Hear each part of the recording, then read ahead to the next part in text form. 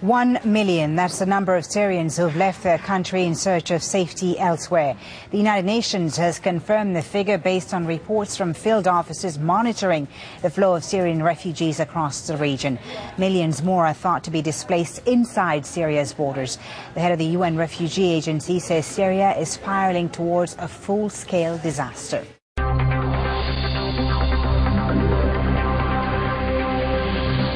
The end of an often deadly journey. Syrian refugees cross into Jordan. They've been robbed at checkpoints, bombed and shot at. More than half of the million-plus refugees to have fled their homeland are women and children. She said they'd fled Homs. It had taken her a week. She has 6 children. Her home was flattened by artillery. Dozens are smuggled in every day. By night, hundreds more pick their way to safety on secret routes, watched over by the Jordanian army.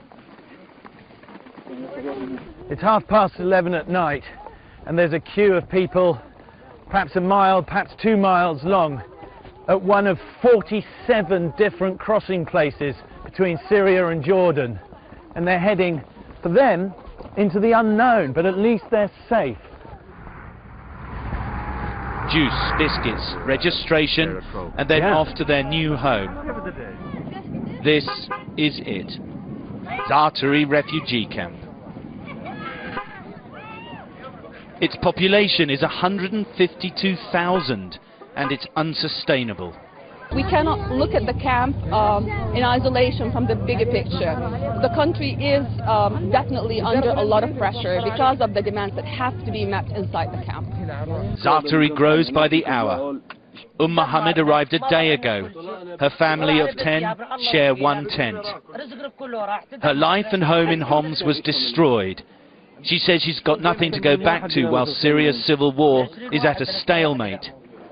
Britain's pledge of £13 million in non-lethal aid to the rebels won't change that. It notes that there is a problem, but falls far short of a solution.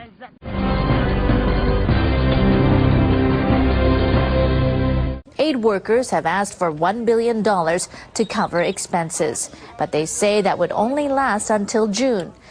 Agency officials say countries have provided them with just a quarter of the money they need. Agency chief Antonio Guterres says the countries hosting the refugees are shouldering a heavy financial burden. He's asking the leaders of other countries for more help. The resources of host countries are being pushed to the limit. Lebanon's population has spiked by some 10%, and Turkey has spent more than $600 million setting up refugee camps.